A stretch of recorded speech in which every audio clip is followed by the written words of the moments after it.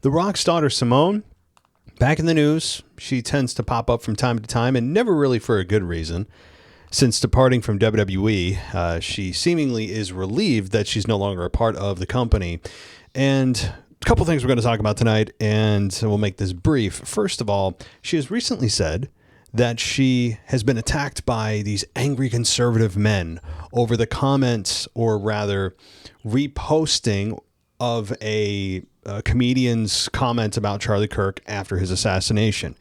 And if you're looking for some context here, it happened after Charlie Kirk was assassinated, where a comedian said that if you want people to have kind words, this is from Gianmarco Soresi. I don't know who that is on somebody's Instagram story, but it said, if you want people to have kind words when you pass, you should say kind things while you're alive. And she reposted that and added, "I'll stand behind this." And she got attacked for it because it was essentially implying that if you're not kind, you should be assassinated. And without getting too political, I mean, that's exactly what this is implying, whether she wants to admit it or not, or lie to us or not. That's exactly what it is. And obviously, with today's culture being as tense as it is between the two political parties, it is a bit, I guess, tone deaf. And The Rock has stepped back from any political talk at all, which is a smart move. John Cena does the same. They have their own beliefs, but they don't talk about it at all. And that is the best course of action. But Simone is taking her own way, and hey, it's her own life. She can do what she wants, but she's going to face backlash no matter what stand she takes. And this is it's just a dumb take. And when you're in the public eye, you're going to get the backlash regardless, again, of what side you take. So, yeah, I don't think it's these angry conservative men. I think it's just common sense that if you are implying, and don't tell me you're not, you are, that if you are not nice, then you should be killed.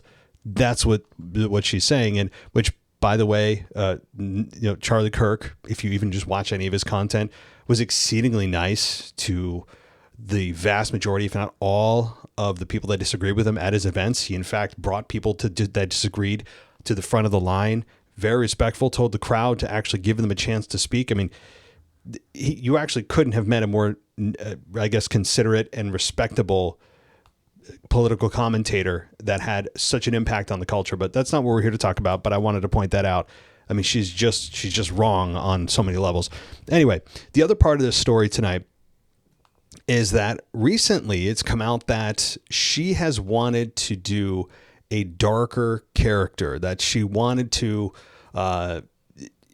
experiment with characters while she was in NXT. And when she was speaking with The Downside on Gianmarco Soresi, I'm probably saying that wrong, she said, quote, "I feel like there were always a lot of characters that I wanted to try, but then I ended up being the GM, which was more authoritative and already set for me. I still had a lot of fun because I got to interact with so many different talent.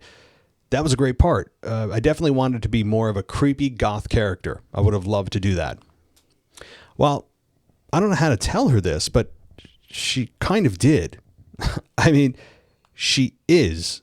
Just look at her makeup. She essentially was already a goth character playing the part of a GM. Now, I know what she means, and I'm being obviously facetious, but we kind of already had that, did we not, with Alexa Bliss when she was with Bray Wyatt?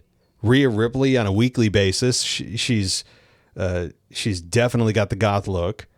Nikki Cross, before she got let go with the Wyatt Six for a couple of years, has been a very goth, creepy character. So this wouldn't be an original idea, no doubt. And so I don't know what she's reaching for here, but hey, maybe it would have worked. She certainly looked like that by default anyway. But regardless, those are the couple of stories here. I'll end it here. If you want my full take on what's going on in WWE, not just these stories, but a whole bunch more, you can find me at the WWE Podcast, anywhere the podcasts are available. And I hope you check it out, because I think you'll enjoy it.